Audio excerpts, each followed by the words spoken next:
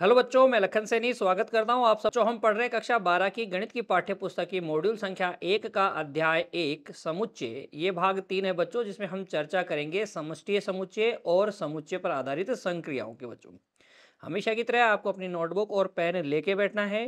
हर एक कंसेप्ट को, हर एक उदाहरण के हल को बच्चों ध्यान से समझना है, उसे नोट कर लेना है और बाद में दोहराना भी है। आइए बच्चों, शुरू करते हैं आज की कक्षा। देखिए, सबसे पहले हम समझेंगे कि समष्टीय समुच्चय आखिर होता क्या है। देखिए, समष्टीय समुच्चय बच्चों, तो समष्टीय समुच्चय को समझने के लिए बच्चों आप विचार कीजिए इन दो समुच्चयों पर। समुच्चय ए आपके पास क्या है, एक्स सच दैट आपके विद्यालय का एक विद्यार्थी है। समुच्चय ए में क्या है, आपके विद्यालय के सारे विद्यार्थी हैं, ठीक है। और समुच्चय बी में क्या है, आपके विद्यालय का एक छात्र है। बी में आपके विद्यालय के छात्र है, छात्राएं नहीं है। ए में तो क्या है, सारे विद्यार्थी, सारे विद्यार्थी मतलब छात्र भी आ गए, छात्राएं भी आ गई। कक्षा 1 2 3 4 12वीं कक्षा तक के सारे छात्र और छात्राएं आ गई ए में। बी में कौन है, केवल छात्र है, केवल लड़के हैं बच्चों। इसी प्रकार सी समुच्चय में देखिए, सी में जेड है और जेड क्या है, आपके विद्यालय की एक छात्रा है। यानी सी जो समुच्चय है आपके विद्यालय की छात्राओं का समुच्चय है। और डी बच्चों क्या है, डी में ए है और ए क्या है, आपके विद्यालय की कक्षा 12 का एक विद्यार्थी है। तो पूरी कहानी को समझिए। चार सेट हैं, ए बी सी और डी। इसमें तो सभी विद्यार्थी हैं। कौन है, सभी विद्यार्थी, स्कूल के जितने भी हैं, छात्र हो चाहे छात्रा हो और किसी भी कक्षा में वो पढ़ते हो बच्चों, सारे विद्यार्थी ए में हैं। बी में कौन है, केवल छात्र हैं। वो किसी भी कक्षा के हो सकते हैं लेकिन वो केवल क्या हैं, छात्र हैं। सी में केवल छात्राएं हैं, किसी भी कक्षा की छात्राएं हो सकती हैं लेकिन छात्राएं हैं, छात्र नहीं हैं। और डी में बच्चों 12वीं के विद्यार्थी हैं, 12वीं कक्षा के विद्यार्थी यानी 12वीं कक्षा के छात्र और छात्राएं, ठीक है। तो यहां आप देख रहे हो समुच्चय बी के जितने भी अवयव हैं वो ए में होंगे। बी के सारे अवयव किस में होंगे, ए में होंगे। सी के भी सारे अवयव किस में होंगे, ए में होंगे। और डी के सारे अवयव भी क्या होंगे, ए में होंगे। तो ए जो है बच्चों एक ऐसा समुच्चय है जो इन बाकी तीनों समुच्चयों के अवयवों को रखता है। या मैं यूं कह सकता हूं, ये तीनों बी सी और डी समुच्चय ए के क्या है, उपसमुच्चय हैं। तो अगर हम बी सी और डी के संदर्भ में सोचें तो ये सब किसके उपसमुच्चय हैं, ए के।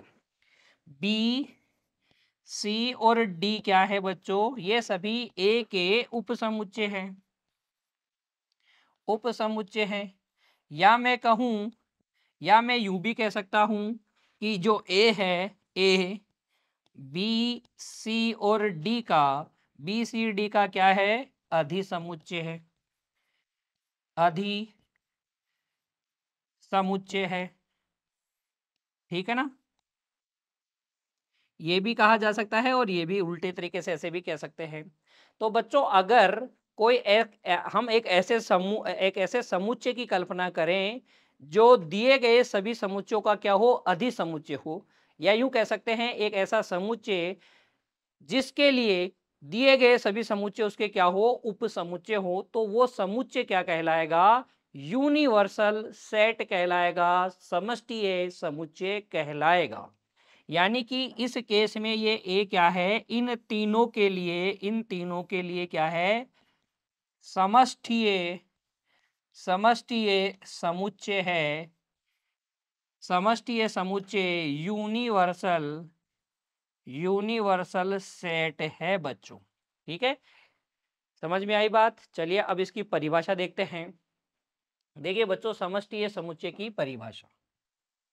एक समष्टीय समुच्चय, एक समुच्चय बच्चों, एक समुच्चय, एक समुच्चय समष्टीय समुच्चय कहलाता है यदि यह दिए गए सभी समुच्चयों का अधिसमुच्चय हो। अर्थात दिए गए सभी समुच्चय इसके उपसमुच्चय हो।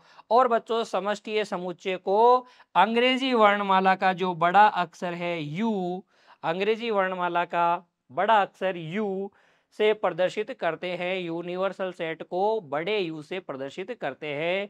यूनिवर्सल सेट समष्टीय सेट बच्चों क्या होता है, आपको समझ में आया क्या? एक बार फिर से सुनिए।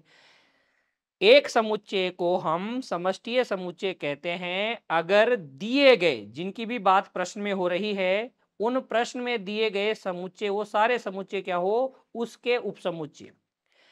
प्रश्न में दिए गए समुच्चय जिस समुच्चय के उपसमुच्चय होते हैं वो समुच्चय समष्टीय समुच्चय कहलाता है। परिभाषा आपको समझ में आ गई, उदाहरण के माध्यम से मैंने आपको समझाया बच्चों, वो भी आपको समझ में आ गया होगा। चलिए फिर आगे बढ़ते हैं बच्चों। देखिए टिप्पणी देखिए, रिमार्क देखिए बच्चों। समष्टीय समुच्चय का यह अर्थ कदापि नहीं है कि इसमें विश्व की सभी वस्तुएं सम्मिलित है। ऐसा मैंने परिभाषा में भी आपको नहीं कहा। और एक बार आप ध्यान से सुन लीजिए कि समष्टीय समुच्चय का यूनिवर्सल सेट का मतलब ये कतई नहीं है कि उसमें यूनिवर्स की सारी चीजें आ जाएगी, मैं भी आ जाऊंगा, आप भी आ जाएंगे, पुस्तकें भी आ जाएंगी, टेबलें भी आ जाएंगी, सारी संख्याएं आ जाएंगी, ऐसा कतई नहीं है। उसका सिर्फ इतना सा है कि प्रश्न में दिए गए जो सेट्स है ना, प्रश्न में दिए गए जो समुच्चय हैं, उनके सारे अवयव उसके पास होने चाहिए। उसके से मेरा क्या मतलब है, समष्टीय समुच्चय का मेरा मतलब है समष्टीय समुच्चय बच्चों, ठीक है। एक समुच्चय जो प्रश्न के लिए समष्टीय समुच्चय है, एक प्रश्न के लिए जो समष्टीय समुच्चय है वो दूसरे के लिए समष्टीय समुच्चय न हो, ऐसा भी संभव है। चलिए देखिए, देखिए बच्चों अगर मैं बात करूं z की, z क्या होता है, पूर्णांक संख्याओं का समुच्चय होता है। तो ये हो गया 0 +-1 +-2 +-3 इत्यादि, ये सारी संख्याएं इसके अंदर आती हैं।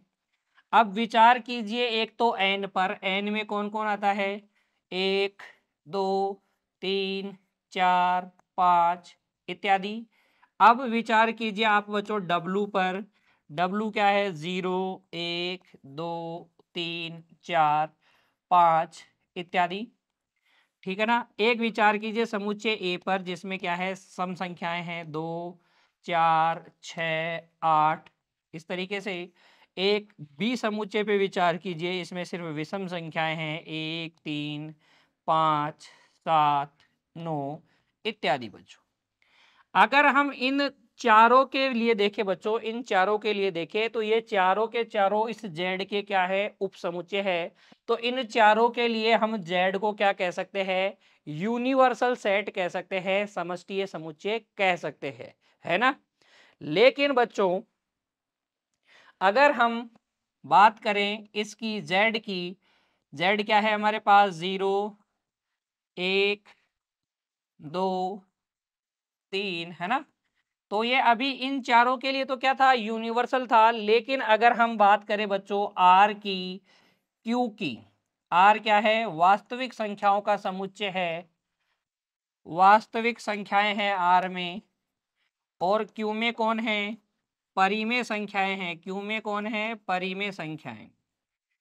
तो क्या इनके लिए ये जेड यूनिवर्सल है क्या, देखो ये दोनों इसके उपसमुच्चय नहीं है। तो अब ये समष्टीय समुच्चय नहीं है इनके लिए। तो आपको बात समझ में आ गई। अब समष्टीय समुच्चय की पूरी तरीके से, समष्टीय समुच्चय बच्चों उस समुच्चय को कहते हैं जो दिए गए प्रश्न में दिए गए सभी समुच्चयों का क्या होता है, अधिसमुच्चय होता है। या यूं कह लीजिए प्रश्न में दिए गए जितने भी समुच्चय हैं वो सर्वनिष्ठ जो यूनिवर्सल सेट है बच्चों, सार्वत्रिक जो समुच्चय है, समष्टीय जो समुच्चय है उसके उपसमुच्चय होते हैं, ठीक है ना। कोई कंफ्यूजन नहीं है अब समष्टीय समुच्चय की परिभाषा में। और ये भी पॉइंट आपको क्लियर हो गया होगा कि समष्टीय समुच्चय का अर्थ ये नहीं है कि उसके अंदर दुनिया भर के सारे समुच्चय, सारी वस्तुएं आएंगी, ऐसा कतई नहीं है। उसके अंदर प्रश्न में दिए गए जो समुच्चय हैं उनके अवयव डेफिनेटली होने चाहिए बच्चों। तो बढ़ते हैं बच्चों अब आगे। देखिए हम हल करेंगे हमारी पाठ्य पुस्तक की उदाहरण संख्या 13। क्यों हल करेंगे? क्योंकि हमें ये तो पता चलना चाहिए ना कि हमने समष्टि समुच्चय की परिभाषा तो पढ़ ली, सीख भी लिया, लेकिन प्रश्न कैसे आएंगे, परीक्षा में से हमसे किस प्रकार के क्वेश्चन पूछे जाएंगे, वो भी तो हमें समझ में आना चाहिए। वो कब हमें समझ में आएगा? जब हम हमारी पाठ्य पुस्तक के उदाहरण हल करेंगे, उसमें दी गए अभ्यास प्रश्नमालाओं को हल करेंगे। देखिए उदाहरण संख्या 13, निम्नलिखित में से कौन सा समष्टीय समुच्चय है? यहां आपको ये 3 समुच्चय दिए गए हैं, इनमें से कौन सा बाकी 2 के लिए यूनिवर्सल सेट है, समष्टीय समुच्चय है बच्चों। देखिए x में क्या है? x एक वास्तविक संख्या है, तो x क्या है? वास्तविक संख्याओं का समुच्चय है। वास्तविक संख्याओं का समुच्चय है कौन? x। वास्तविक संख्याओं का समुच्चय है, यानी कि इसके अंदर सारी प्राकृतिक संख्याएं हैं, सारी परिमेय संख्याएं हैं, अपरिमेय संख्याएं हैं, पूर्णांक है ना, सब कुछ है इसके अंदर। y क्या है? एक ऋणात्मक पूर्णांक है। y में कौन है बच्चों? y के अंदर सिर्फ ऋणात्मक पूर्णांक है, -1, -2, -3, -4 इत्यादि। ठीक है ना, ये सब क्या है? y के अंदर है। तो y वाले सारे के सारे क्या है? x में है, तो y क्या है? x का उपसमुच्चय है। और z क्या है? z के अंदर क्या है? प्राकृत संख्याओं का समुच्चय है। z के अंदर कौन है? 1, 2, 3, 4 इस तरीके से। तो z और y और z बच्चों दोनों के दोनों क्या है? x के उपसमुच्चय है। इसलिए x क्या है? इन दोनों समुच्चयों के लिए समष्टीय समुच्चय है। इस बात को हम लिखेंगे कैसे? देखिए आप लिखिएगा इस प्रकार से हल, क्योंकि y क्या है? सबसेट है x का, तथा z भी क्या है? सबसेट है x का। x और y दोनों, सॉरी, y और z दोनों क्या है बच्चों? x के उपसमुच्चय है। अतः x जो है समुच्चय समुच्चयों y व z का समष्टीय समुच्चय है। ये इसका समष्टीय समुच्चय है बच्चों। इन तीनों में समष्टीय समुच्चय किसको माना जा सकता है? x को माना जा सकता है, क्योंकि x के पास वो सारे गुण हैं जो कि y और z का समष्टीय समुच्चय होने के लिए जरूरी है। मतलब ये दोनों इसके उपसमुच्चय हैं बच्चों। ठीक है ना, चलिए अब आगे देखिए बच्चों, अब हम पढ़ेंगे वेन आलेख के बारे में। आखिर क्या होता है वेन आलेख? आलेख मतलब ग्राफ, ग्राफ यानी चित्र बच्चों। तो वेन आलेख किस प्रकार के चित्रों को कहते हैं, किस प्रकार का ये आलेख होता है, आइए जरा समझते हैं। जब बच्चों समुच्चयों को आयत तथा वृत्तों की सहायता से निरूपित किया जाता है, समुच्चयों को जब हम आयत और वृत्तों की सहायता से निरूपित करेंगे, तो इस प्रकार का निरूपण वेन आलेख कहलाता है। इस प्रकार का निरूपण या आलेख वेन आलेख कहलाता है बच्चों। क्या कहलाता है? वेन आलेख। तो बहुत आसान सी परिभाषा है। वेन आलेख क्या होता है? समुच्चयों का निरूपण होता है वेन आलेख। किस प्रकार? आयत और वृत्तों की सहायता से जब हम समुच्चयों को निरूपित करते हैं, तो वो निरूपित, वो चित्र, वो आलेख ही क्या कहलाता है? वेन आलेख कहलाता है बच्चों। फिर देखिए उदाहरण, यदि u बराबर 1, 2, 3, 4, 5, a बराबर 2,4 और b बराबर 1,3 है, तब इन समुच्चयों को निम्नलिखित रूप से प्रदर्शित किया जा सकता है बच्चों। किस प्रकार प्रदर्शित किया जा सकता है? देखिए यहाँ आपको 3 सेट दे रखे हैं। एक तो u समष्टीय सेट दे रखा है, समष्टीय समुच्चय दे रखा है, एक a दे रखा है और एक b दे रखा है, और हमें इनका वेन आलेख बनाना है। अभी मैंने आपको बताया वेन आलेख का मतलब क्या है? आयतों और वृत्तों की सहायता से आलेख बनाना। अब किसके लिए आयत बनाएंगे, किसके लिए वृत्त बनाएंगे बच्चों, ध्यान से सुनिए। जो यूनिवर्सल सेट होता है उसके लिए हमेशा क्या बनता है, आयत बनता है। और जो इसके उपसमुच्चय होते हैं उसके लिए हमेशा क्या बनता है, वृत्त बनता है। तो सबसे पहले इसको निरूपित करने के लिए बच्चों आप यूनिवर्सल सेट बना लें। ये यूनिवर्सल सेट आपने बना लिया आयत, तो ये तो आपके पास क्या है, यू। ये तो आपने बनाया यू। अब इसके उपसमुच्चय ए और बी बनाएंगे।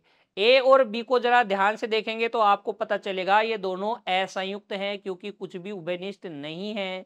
तो जब आप इनके गोले यानी इनके वृत्त बनाएंगे ना बच्चों, तो दोनों को अलग अलग बनाइएगा, इंटरसेक्शन मत करवा दीजिएगा। दोनों वृत्त एक दूसरे को काट रहे नहीं चाहिए, दूर दूर होने चाहिए, असंयुक्त होने चाहिए, क्योंकि समुच्चय भी तो असंयुक्त है। और वो इस आयत के अंदर ही बनेंगे। क्यों आयत के अंदर बनेंगे, क्योंकि देखो 1 2 3 4 5, 2 और 4 इसके अंदर ही तो हैं, यूनिवर्सल सेट के अंदर, ये इसके उपसमुच्चय हैं, तो आयत के अंदर बनेंगे बच्चों इनके वृत्त जो बनेंगे। चलिए अभी बनाते हैं वृत्त। देखो पहले मैं बना लेता हूं समुच्चय ए का। तो ये समुच्चय ए के लिए मैंने बनाया, ठीक है। ये किसका है, वृत्त ए का। तो ये है समुच्चय ए। इसके अंदर कौन कौन से अवयव हैं, 2,4। कौन कौन से हैं, 2,4। और फिर बच्चों हम बना लेते हैं समुच्चय बी का। ये समुच्चय बी का काटना नहीं चाहिए और इसके अंदर ही होना चाहिए, दूर दूर होने चाहिए, क्योंकि ए और बी क्या है, असंयुक्त समुच्चय है। इनका कोई भी अवयव उभयनिष्ठ नहीं है। ये 1,3, ठीक है। अब ध्यान दीजिए बच्चों, 5 5 कहां लिखूं, ए में भी नहीं लिख सकता, बी में भी नहीं लिख सकता, लेकिन आयत में मैं कहीं पर भी 5 लिख सकता हूं। तो ये लो मैंने यहाँ पे 5 लिख दिया। और ये हो गया इसका वेन आलेख, वेन डायग्राम बच्चों, है ना। देखो कितना आसान है वेन आलेख बनाना। आ गई बात आपको समझ में। चलिए तो फिर आगे देखिए, इस तरीके से आप बनाएंगे जैसा कि मैंने आपको बना के दिखाया। अब यहाँ पर एक बात आप नोट कीजिए बच्चों, जैसा कि मैंने आपको बताया, वेन आलेखों में समष्टीय समुच्चय को यू को बच्चों, यू को आयत द्वारा तथा शेष समुच्चयों को वृत्तों द्वारा आलेखित किया जाता है।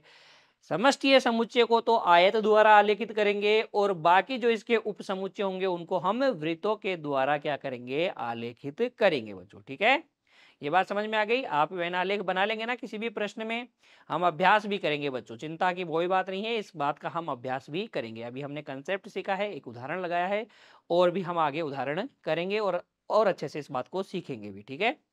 चलिए अब देखिए आगे का कंसेप्ट समझते हैं। पहले समुच्चयों का अंतर यानी कि डिफरेंस यानी कि माइनस कैसे करते हैं समुच्चयों को बच्चों। तो जरा सा ए और बी समुच्चय है, इसके बारे में विचार कीजिए। अब अगर मैं आपसे पूछूं कि मुझे बताओ बच्चों ए माइनस बी, तो क्या एक जर्नल सेंस से आपके दिमाग में ये बात आएगी क्या, सर ए में से बी को घटाना है। घटाते हम क्या कर, घटाते कैसे हैं, अरे ए में से बी वालों को हटा लो। तो ए में बी वाले कौन कौन से हैं, जरा देखो। ए का मतलब है 1 2 3 4 और 5, इसमें से हमें हटा लेना है 2 4 और 6 को। सर इसमें 6 है ही नहीं तो कैसे हटाएंगे, अरे 6 है ही नहीं तो 6 को हटाना था, अगर होता तो हटा देंगे, नहीं है तो हटा हुआ है, नहीं है तो हटा हुआ है ना ऑलरेडी। एक को हटाना, 2 को हटाना है, इसको हटाना है और इसको हटाना है, 6 तो पहले से ही हटा हुआ है। तो बच गया कौन बच्चों, 1 3 और 5। सर ऐसा है, 6 को हटाना जरूरी नहीं है बेटा, देख ए में से 6 हटा हुआ है, तो जो पहले से ही हटा हुआ है उसको क्या हटाना, यानी कि a माइनस बी जब हम करेंगे तो a के केवल उन अवयवों को रखेंगे जो b में नहीं है, ठीक है बात। अच्छा तो फिर तुम ये भी समझ गए होंगे कि b माइनस ए भी कर सकते हैं। b माइनस ए का मतलब हो गया 2 4 और 6 में से किन को हटा लो, 1 2 3 4 और 5 को हटा लो। एक है ही नहीं इसका मतलब हटा हुआ है, 2 को हटाना है हटा लेंगे, 3 है नहीं इसका मतलब हटा हुआ है, 4 को भी हटा लेंगे, 5 है नहीं तो हटा हुआ है, तो 2 और 4 को हटा लेंगे, कौन बचेगा, 6। किस प्रकार का समुच्चय है ये बच्चों? एकल समुच्चय। तो ए में से बी, ए माइनस बी और बी माइनस ए, साधारण सी बात थी, छोटी सी बात है बच्चों। क्या होता है अगर आपसे पूछे ए माइनस बी, तो ए माइनस बी कैसे करते हैं? ए में से उनको हटा लेते हैं जो बी में हैं। अब बी में अतिरिक्त हैं, जैसे कि यहाँ 6 है, तो उसके बारे में ज्यादा विचार नहीं करना, वो पहले से ही हटा हुआ है बच्चों, ठीक है। ए माइनस बी और बी माइनस ए, और यहाँ पर आप ये भी देख सकते हो बच्चों, ए माइनस बी कोई अलग समुच्चय है और b माइनस ए कोई अलग समुच्चय है, तो मैं यूं कह सकता हूं कि समुच्चयों के केस में भी a माइनस बी बराबर नहीं होता b माइनस ए के। क्या आपको ये बात समझ में आई क्या कि अंतर कैसे करते हैं इस उदाहरण के माध्यम से? बिल्कुल समझ में आ गई होगी बच्चों। तो अब परिभाषा कैसे लिखेंगे? परिभाषा पूछ ले आपसे कि दो समुच्चयों के अंतर की परिभाषा लिखिए, तो फिर आप क्या उदाहरण करके आएंगे क्या? नहीं, आपको परिभाषा भी लिखनी आनी चाहिए बच्चों। देखिए कैसे होती है परिभाषा अंतर समुच्चय की। समुच्चयों का अंतर की अगर आपसे परिभाषा पूछे तो आप लिखेंगे, यदि a और b दो समुच्चय हैं तो a माइनस बी बराबर क्या होता है? a माइनस बी में वो सारे x आएंगे जो a में तो हैं लेकिन b में नहीं है बच्चों। ए में होने चाहिए और बी में से उनको बी वालों को हटा लेना है, इसके अंदर बी वाले नहीं आएंगे। अगर ए माइनस बी में है तो वो फिर बी में नहीं होने चाहिए। नहीं समझे इस बात को? तो यहां से समझते हैं उदाहरण में। देखो ए माइनस बी में क्या थे, ये है ए माइनस बी, इसमें ए के वो सारे अवयव है, ए के तो अवयव है ना, ए के अवयव हैं, लेकिन बी का कोई भी अवयव नहीं है ना, तो यही तो बात लिखी हुई है।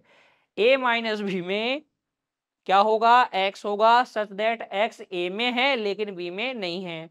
इसी तरीके से b माइनस ए क्या होगा? b में तो है, b के तो अवयव है लेकिन a के अवयव नहीं है, यानी a के अवयवों को हटाकर b के वो अवयव जो हमें a के अवयवों को हटाकर प्राप्त होते हैं वो। ठीक है, समझ में आया? चलिए इस कंसेप्ट को अब हम समझते हैं वेन आलेख की सहायता से। देखिए बच्चों, दो समुच्चयों का अंतर का वेन आलेख।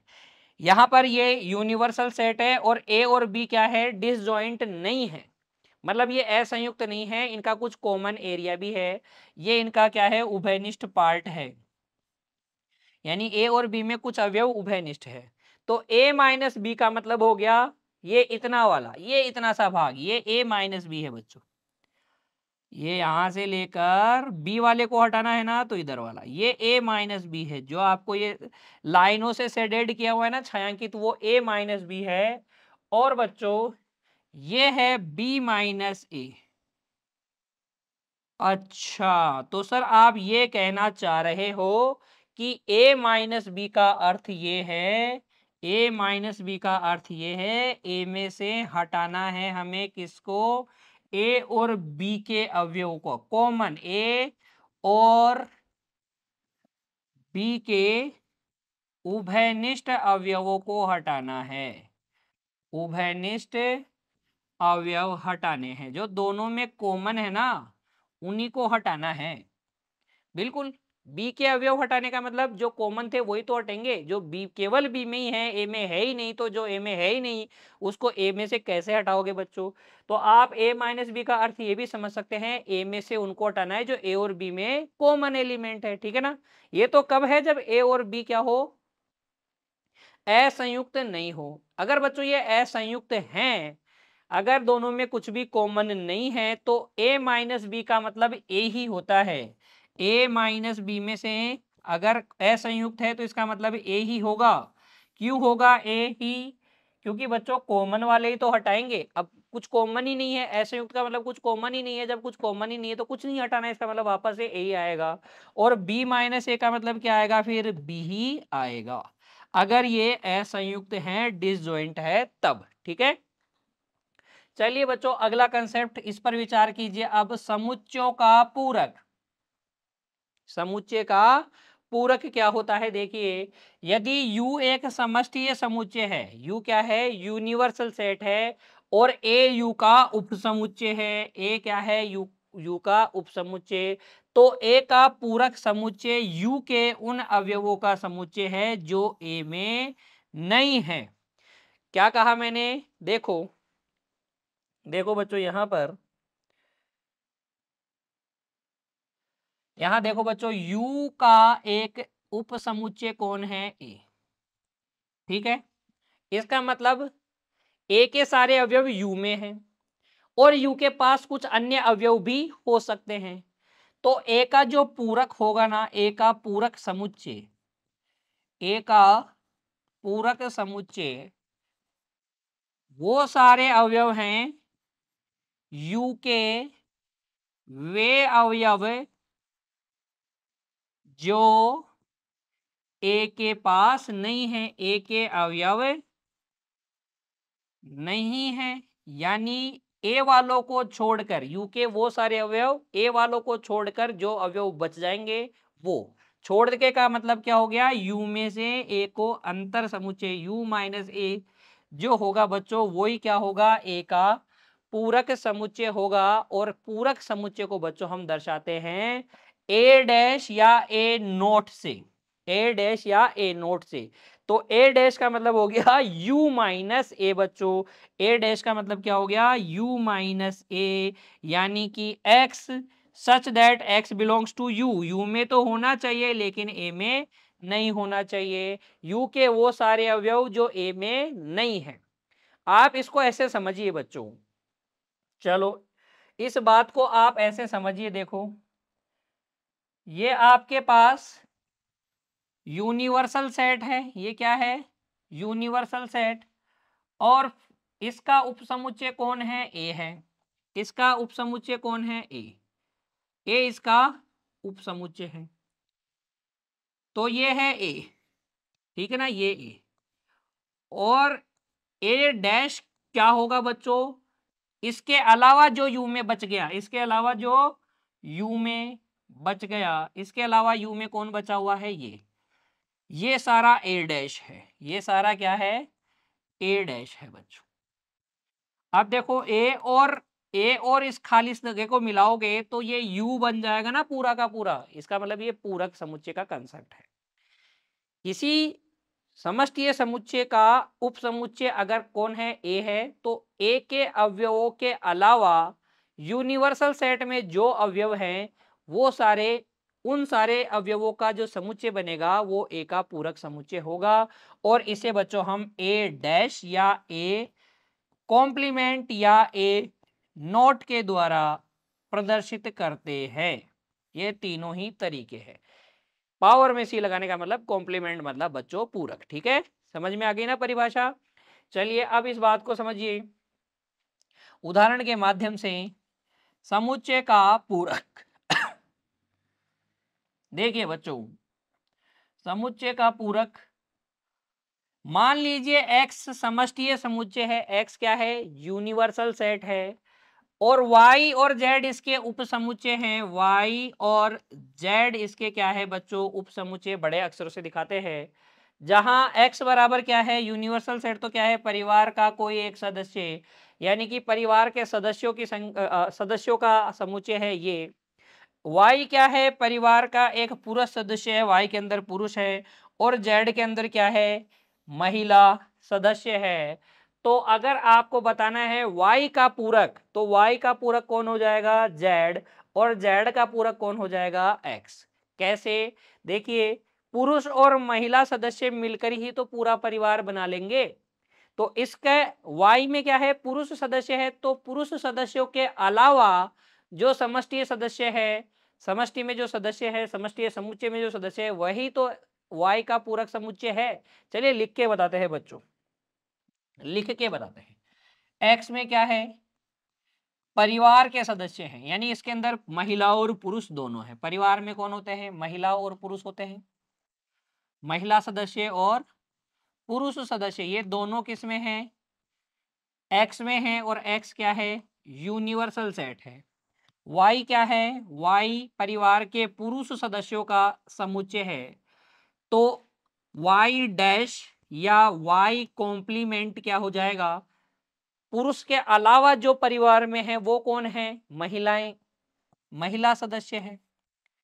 पुरुष के अलावा जो बच गया कौन है? महिला। और वो कौन है बच्चों? वो है जेड में। तो y कॉम्प्लीमेंट कौन है? जेड। इसी तरीके से आप बता सकते हैं कि जेड कॉम्प्लीमेंट या जेड डैश क्या होगा, वो होगा वाई, क्योंकि महिलाओं को छोड़कर अन्य सदस्य, यूनिवर्सल सेट में से महिलाओं को छोड़ दे तो कौन बचेगा, पुरुष, और पुरुषों का सदस्य को सेट कौन है, वाई है। ठीक है ना, समझ में आ गया आपको। अब आपको क्लियर हो गया पूरक समुच्चय की परिभाषा। चलिए, पूरक समुच्चय को कैसे दिखाते हैं, मैंने अभी आपको बताया, ये ए है और ये जो बाहर बची हुई जगह है बच्चों, जिसको लाइनों से छायांकित किया है, वो है ए कॉम्प्लीमेंट या ए डैश। ठीक है, चलिए फिर आगे देखिए टिप्पणी।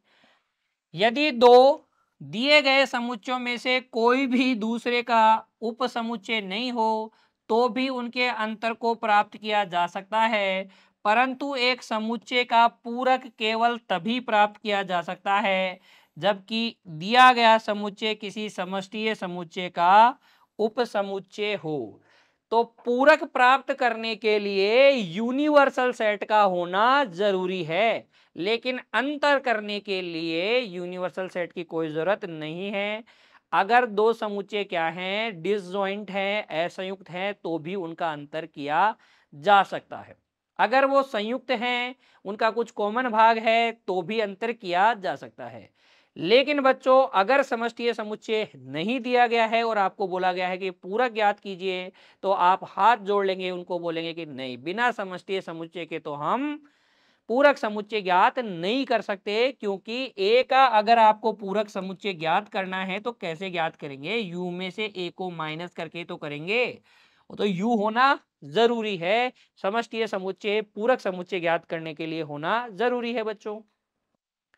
इसी तरीके से आप देखिए अगला कंसेप्ट, फाई डैश यानी कि रिक्त समुच्चय का जो पूरक समुच्चय होता है वो समष्टीय समुच्चय होता है। रिक्त समुच्चय का, रिक्त समुच्चय का पूरक समुच्चय क्या होता है बच्चों, यानी कि यूनिवर्सल सेट में से फाई घटाना है। ये इसका मतलब क्या है, इसका मतलब यही तो है यू माइनस रिक्त समुच्चय। तो जब इसमें कुछ है ही नहीं तो यू में से क्या घटाओगे, कुछ नहीं घटाओगे, तो तुम्हारे पास क्या जाएगा, यू ही तो आएगा। तो रिक्त समुच्चय का पूरक समुच्चय क्या होता है, समष्टीय समुच्चय होता है। इसी तरीके से समष्टीय समुच्चय का पूरक क्या होगा, समष्टीय समुच्चय में से समष्टीय समुच्चय के अवयव घटा लो, सारे के सारे अवयव हटा लोगे तो फिर क्या बचेगा बच्चों, रिक्त समुच्चय बचेगा ना। ये बात आपको क्लियर आ गई। ये तीनों रिमार्क आपको याद होने चाहिए कि पूरक समुच्चय निकालने के लिए समष्टीय समुच्चय होना जरूरी है। रिक्त समुच्चय का जो रिक्त समुच्चय का जो पूरक समुच्चय होता है वो समष्टीय समुच्चय होता है, समष्टीय समुच्चय का जो पूरक होता है वो रिक्त समुच्चय होता है। चलिए फिर बच्चों, अब हम हल करते हैं हमारी पाठ्य पुस्तक की उदाहरण संख्या 14 को। देखो क्या दिया गया है, ए दिया गया है एक समुच्चय, ए में कौन है, एक्स है। इस प्रकार से है कि एक्स एक समप्राकृत संख्या है और एक्स का मान 10 या 10 से छोटा है। यानी कि बच्चों देखो, ए तो क्या दिया गया है, ए आपको दिया गया है समप्राकृत संख्या 10 या 10 से छोटी, तो 2 4 6 8 10, ए में तो ये लोग आएंगे। तथा बी क्या दिया गया है, बी में है वाई, और वाई एक क्या है, विषम प्राकृत संख्या, और विषम प्राकृत संख्या भी 10 या 10 से छोटी वाली। तो बी आपको दिया गया है 1 3 5 7 और 9। आपको क्या पूछा है, आपसे पूछा है ज्ञात कीजिए ए माइनस बी। ए माइनस बी करेंगे तो ए में से बी वाले अवयव को हटा लो, बी वाले अवयवों को हटा लो, जो ए और बी में उभयनिष्ठ है ना उनको हटा लो। अच्छा, कुछ उभयनिष्ठ है ही नहीं, तो फिर ये क्या आ जाएगा, ए ही आ जाएगा।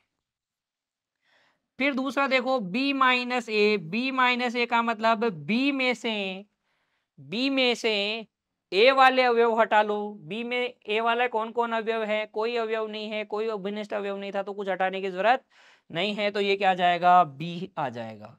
तीसरा आपसे पूछा है क्या ये दोनों बराबर है क्या, अरे ए माइनस बी तो ए है, बी माइनस ए क्या है, बी है, तो क्या ये बराबर है क्या, देखो दो आपसे पूछा है क्या ये बराबर है क्या, तो आप बोलेंगे नहीं, बिल्कुल नहीं, ये बराबर नहीं है, क्योंकि ए माइनस बी तो क्या है, ए है, और बी माइनस ए क्या है, बी के बराबर है। बी माइनस ए किसके बराबर है, बी के बराबर, तो वो दोनों बराबर नहीं है बच्चों, ठीक है ना। इस तरीके से आप ये उदाहरण हल कर सकते हैं। इसी तरीके के प्रश्न आपको परीक्षा में भी पूछे जाएंगे बच्चों। चलिए अगला उदाहरण देखते हैं। अब हम उदाहरण संख्या 15, ये हमारी पाठ्य पुस्तक के उदाहरण ही है बच्चों। इनको हल करेंगे तो आपका अभ्यास होगा। अभ्यास के बाद में आप अभ्यास प्रश्नमाला को भी हल कर सकते हैं। मैं भी आपको उनको हल करवाऊंगा। अभी आप इनको समझिए। मान लीजिए U एक समष्टीय समुच्चय है, यूनिवर्सल सेट है। A इसका उपसमुच्चय है। U तो क्या है बच्चों, U के अंदर है X सच दैट X इस प्रकार से कि X क्या है, प्राकृतिक संख्या है। N का मतलब प्राकृतिक संख्या, और X क्या है, 10 से छोटी है। तो 10 से छोटी प्राकृतिक संख्याओं का समुच्चय है U। और Y में क्या है, 10 से छोटी एक अभाज्य संख्या है। A में क्या है, Y है, और Y क्या है, 10 से छोटी एक अभाज्य संख्या है। तो जरा ध्यान दीजिए, यहां पर यूनिवर्सल सेट में तो कौन आ जाएगी, 10 से छोटी प्राकृतिक संख्याएं, ठीक है ना। क्या ये 10 से छोटी प्राकृतिक संख्याएं हैं, 10 या 10 से छोटी प्राकृतिक संख्याएं। और ए में कौन है, अभाज्य संख्याएं। तो अभाज्य संख्याएं 2 3 5 7, और बच्चों 9 नहीं है, बस 7 तक ही है। 8 भी अभाज्य नहीं है, 9 भी अभाज्य नहीं है, और 10 भी अभाज्य नहीं है। तो ये अभाज्य संख्याएं हैं। आपसे पूछा क्या है, ए कॉम्प्लीमेंट ज्ञात कीजिए। ए कॉम्प्लीमेंट को वेन आरेख द्वारा प्रदर्शित कीजिए। तो पहला देखो, ए कॉम्प्लीमेंट, ये पूरक समुच्चय कैसे ज्ञात करेंगे, यू में से ए वाले अवयव घटा लेंगे। जो यू और ए दोनों में है उनको घटा लेंगे। 2 इसके पास है, इसके पास भी है। 3 इसके पास है, इसके पास भी है। 5 इसके पास है, इसके पास भी है। 7 इसके पास है, इसके पास। तो ये अवयव उभयनिष्ठ है, इनको हटा लेंगे यू में से। तो बच जाएगा कौन, 1 बचेगा बच्चों, 4 बचेगा, 6 8 और 9 और 10, ये आपके पास बच जाएंगे। तो ये ए कॉम्प्लीमेंट हो जाएगा। दूसरा आपको इसका वेन आरेख बनाना है। तो वेन आरेख के लिए बच्चों हम क्या बनाएंगे, सबसे पहले आयत बनाएंगे, समष्टीय समुच्चय बनाएंगे। तो ये लो जी, समष्टीय समुच्चय हमने बना दिया। इसके अंदर हम बनाएंगे ए, इसके अंदर हम क्या बनाएंगे, ए बनाएंगे। तो ये लो ए बना दिया, ये ए है। ए के अंदर कौन कौन है, ए के अंदर है 2 3 5 और 7। बच गए जो क्या है, ए कॉम्प्लीमेंट क्या है, बाहर वाला है 1 4 6 8 9 10, है ना। तो ये U है, ये A है। आपको दिखाना है ए कॉम्प्लीमेंट। तो ये जो बाहर वाला है बच्चों, इसको थोड़ा शेडेड कर दीजिएगा, इसको थोड़ा छायांकित कर दीजिएगा, ठीक है ना। ये मैं छायांकित भी कर देता हूं। ये आप ए कॉम्प्लीमेंट इस तरीके से छायांकित कर दीजिएगा लाइनों से, ठीक है। ये इस प्रकार से आप छायांकित कर देना बच्चों। तो ये आपके पास क्या बन जाएगा, वेन आलेख बन जाएगा, ठीक है ना। ये आप वेन आलेख बनाएंगे किसका, ए कॉम्प्लीमेंट। और आप दिखा भी दीजिए, ये क्या है, ए कॉम्प्लीमेंट है, ए का पूरक समुच्चय है, ठीक है ना। ये पूरक समुच्चय का वेन आरेख आप इस तरीके से बना सकते हैं। बहुत आसान है। अगर आप कंसेप्ट को ध्यान से समझेंगे, परिभाषाओं को ध्यान से सुनेंगे बच्चों, और समझने का प्रयास करेंगे, कॉपी और पेन लेके बैठेंगे, तो आपको हर एक चीज इस तरीके से सिखाई जाएगी कि आप कभी भूलेंगे ही नहीं। चलिए फिर आगे बच्चों, अब हम समझते हैं कि पूरक समुच्चय के क्या गुणधर्म हैं। तो पहला नियम क्या है, पूरक नियम है। पूरक नियम का मतलब ये हुआ बच्चों, अगर आप ए और ए के पूरक का यूनिवर्सल करते हैं, यूनियन करते हैं बच्चों, यूनियन, ये जो साइन है ये यूनियन का है, इसको बोलते हैं सम्मिलन। सम्मिलन, इसके बारे में भी हम पढ़ेंगे, इसको हम संघ भी बोलते हैं। अगर हम एक और ए के कॉम्प्लीमेंट को साथ ले लें, दोनों को मिला लें, तो क्या बनता है, यूनिवर्सल सेट बनता है। देखो ए को और इसके बाहर वाले को मिला लोगे तो आयत बन जाएगा ना, तो यूनिवर्सल सेट बन जाता है। ये पूरक नियम है। और बच्चों ये जो उल्टा ऐसा साइन है ना, उल्टे यू के जैसा, इसको बोलते हैं सर्वनिष्ठ। सर्वनिष्ठ, आप इसको थोड़ी देर के लिए उभयनिष्ठ के जैसे मान सकते हैं। सर्वनिष्ठ या इंटरसेक्शन। तो अगर आपसे पूछे ए और ए के कॉम्प्लीमेंट में क्या उभयनिष्ठ है, तो यहाँ देखो बच्चों, इस प्रश्न में देखो, बाहर और अंदर में कुछ उभयनिष्ठ हो सकता है क्या? नहीं, उभयनिष्ठ को तो हमने हटा लिया ना, यू में और ए में से जो उभयनिष्ठ था उसको हटाने से ही तो पूरक मिला है। तो इसके अंदर कुछ भी उभयनिष्ठ नहीं होता, यानी कि ए इंटरसेक्शन ए डैश हमेशा क्या होता है? रिक्त समुच्चय होता है। डी मॉर्गन नियम समझिए बच्चों, ए यूनियन बी का कॉम्प्लीमेंट क्या होता है? A complement intersection B complement. मतलब अलग अलग या आप डैश लगाओगे तो ये साइन, यूनियन का साइन किस में चेंज हो जाएगा? इंटरसेक्शन में चेंज हो जाएगा। इसी तरीके से इंटरसेक्शन का किस में चेंज हो जाएगा? यूनियन में चेंज हो जाएगा। ये यूनियन बच्चों सम्मिलन, सम्मिलन और सर्वनिष्ठ के बारे में हम आगे पढ़ने ही वाले हैं। अभी आप थोड़ा सा एक दिमाग में फोल्डर बनाइए, उसके अंदर लिखिए यूनियन और सर्वनिष्ठ, ठीक है ना, और उसमें इस चीजों को डाल दीजिए। फिर आप बाद में दोबारा समझिएगा, इसको दोबारा इसको देखिएगा। जब आप सम्मिलन और सर्वनिष्ठ समझ जाएं तो ये नियम आपको बहुत आसानी से समझ में आ जाएंगे, ठीक है ना। चलिए फिर यहाँ पर अगला नियम देखिए, द्विपूरक नियम। अगर पूरक का पूरक निकालेंगे, ए के पूरक का पूरक, तो वापस से क्या जाएगा? ए ही आ जाएगा। और ये नियम मैंने आपको बता ही दिए हैं। अगर आप रिक्त समुच्चय का पूरक निकालोगे तो समष्टीय समुच्चय जाएगा, और समष्टीय समुच्चय का पूरक निकालोगे तो क्या आएगा? रिक्त समुच्चय आएगा, ठीक है ना। तो पूरक की कहानी, अंतर की कहानी आपको क्लियर हो गई। फिर देखिए बच्चों आगे, अभी जो मैंने आपको बात की इंटरसेक्शन और यूनियन की, तो सर्वनिष्ठ समुच्चयों का सर्वनिष्ठ आखिर होता क्या है? इंटरसेक्शन का मतलब क्या है? देखिए बच्चों, यदि ए और बी दो समुच्चय हैं तब इनका सर्वनिष्ठ उन अवयवों का समुच्चय होता है जो ए और बी दोनों में उभयनिष्ठ होते हैं। तो ए और बी दोनों में जो हैं उनका अलग से अगर अपन एक समुच्चय बना लें तो उसी को हम कहते हैं समुच्चयों का सर्वनिष्ठ। इसे बच्चों, इसे ए बी या A intersection B, intersection B, ये यू नहीं है बच्चों, यू जैसा है लेकिन यू नहीं है, थोड़ा छोटा होता है ये, ठीक है ना। तो ये ए इंटरसेक्शन बी द्वारा निरूपित होता है। और इसका मतलब क्या है? ए इंटरसेक्शन बी में कौन आएंगे? जो ए में भी है और बी में भी हैं। कंफ्यूज नहीं होना है बच्चों, ए माइनस बी में कौन आते थे? ए माइनस बी में वो सारे एक्स आते थे जो ए में तो हैं और बी में नहीं है, यानी बी वाले हटाते लेते हैं, है ना। तो ये ए माइनस बी है, ये ए इंटरसेक्शन बी है, ठीक है। चलिए फिर आगे उदाहरण के माध्यम से इसे समझते हैं। समुच्चयों पर विचार करो, ए ये है और बी है ये है, तो ए इंटरसेक्शन बी क्या हो जाएगा? उभयनिष्ठ वाले लिख लो। एक इसके पास है उसके पास नहीं है, छोड़ो। दो इसके पास है उसके पास है तो लिख लो। तीन इसके पास है उसके पास नहीं है तो छोड़ो। चार इसके पास है उसके पास भी है तो लिख लो। ये लो जी, ए इंटरसेक्शन बी हो गया। कितनी आसान बात है सर। परिभाषा पढ़ के तो लगता है बहुत कठिन चीज है, लेकिन जब हम उदाहरण करते हैं तो हमें तुरंत क्लियर हो जाता है कि यार ये तो उभयनिष्ठ तो लिखने हैं। ए इंटरसेक्शन बी का मतलब जो कॉमन है उसको लिख लो बस, ठीक है। चलिए बच्चों, कंसेप्ट अगर आपको समझ में आ गया है तो इसका वेन आलेख देख लीजिए। ए इंटरसेक्शन बी, अगर ए और बी दो क्या हैं? असंयुक्त समुच्चय है, तो ये जो इनका कॉमन एरिया होता है ना बच्चों, ये कॉमन एरिया, इसी को हम क्या बोलते हैं? ए इंटरसेक्शन बी बोलते हैं, ठीक है। देखिए टिप्पणी, यदि ए इंटरसेक्शन बी क्या हो?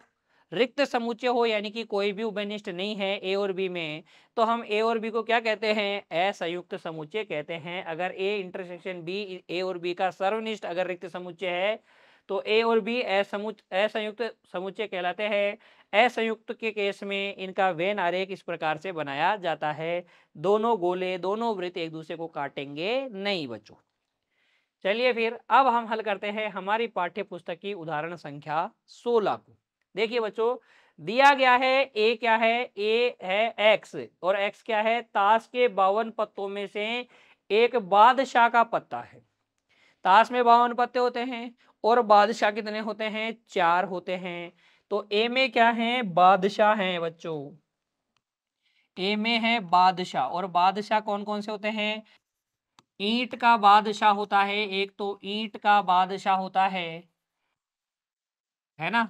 ईंट, इस प्रकार की ईंट, इस प्रकार की लाल कलर की ताश होती है, उस पे जो चित्र सा बना होता है ना, और के लिखा होता है, तो वो क्या होता है, ईंट का बादशाह होता है। एक क्या होता है बच्चों, इस प्रकार से लाल ही रेड कलर की इस प्रकार की ताश होती है, जिसको हम हार्ट बोलते हैं, है ना, दिल वाला, दिल का बादशाह होगा, दिल का बादशाह, ठीक है ना। एक इस तरीके का एक काले कलर का पत्ता होता है, इसके ऊपर के लिखा होता है ताश की गड्डी में, जिसको हम बोलते हैं हुकुम का बादशाह, हुकुम का बादशाह, है ना। और एक जो बच्चों होता है वो इस प्रकार की एक पत्ती सी बनी होती है, जिसको हम क्या कहते हैं, चिड़ी कहते हैं, और के लिखा होता है, तो ये क्या होता है, चिड़ी वाला बादशाह, चिड़ी का बादशाह। तो ये चारों को अगर हम, इन चारों का अगर हम समुच्चय बनाएं, तो वो कौन सा समुच्चय है, समुच्चय ए है ना। आगे की कहानी पढ़िए फिर। बी बराबर क्या है, बी में वाई है, और वाई 52 ताश के पत्तों में से हुकुम का पत्ता है, हुकुम का पत्ता बी है बच्चों। देखिए बी में कौन है, हुकुम के पत्ते हैं। तो हुकुम का एक तो इक्का होता है, जिसके ऊपर ए लिखा होता है ना। एक है ना, एक क्या होता है बच्चों, हुकुम किस प्रकार का, इस प्रकार वाला। इस प्रकार की 13 ताशें होती हैं, एक पे 2 लिखा होता है, एक पे 3, एक पे 4, एक पे 5, 6, 7, 8, 9, 10, एक पे जे लिखा होता है, एक पे के लिखा होता है, और एक पे क्यू लिखा होता है। तो इस प्रकार की 13 ताशें सेट बी में हैं। हमें बताना क्या है, हमसे पूछा है बच्चों, ए इंटरसेक्शन बी ज्ञात कीजिए और ए इंटरसेक्शन को वेन आरेख में भी प्रदर्शित कीजिए। तो देखो ए इंटरसेक्शन बी यहां से क्या हो जाएगा, ए इंटरसेक्शन बी यहां से हो जाएगा ये वाला के वाला, हुकुम का जो बादशाह है इसमें भी है, हुकुम का बादशाह इसमें भी है, तो ए इंटरसेक्शन बी में क्या आएगा, हुकुम का, हुकुम का बच्चों, हुकुम का बादशाह। इस तरीके से आप इसको हल कर सकते हैं। दूसरा आपसे क्या पूछा है, वेन आलेख द्वारा बताओ। तो वेन आलेख के लिए यूनिवर्सल सेट बनाओ, यानी कि ताश की गड्डी बनाओ। ये लो, ये है ताश की गड्डी, है ना। यूनिवर्सल सेट क्या हो जाएगा, ताश की गड्डी हो जाएगी। उसके अंदर से आपको ए और बी बनाना है। तो ए देखो, ए में क्या आएंगे, ए में बच्चों आ जाएंगे आपके पास, ए में आएंगे बादशाह, है ना, चारों बादशाह। ए के अंदर आ जाएंगे चारों बादशाह बच्चों। देखो ए के अंदर आ जाएंगे चारों बादशाह।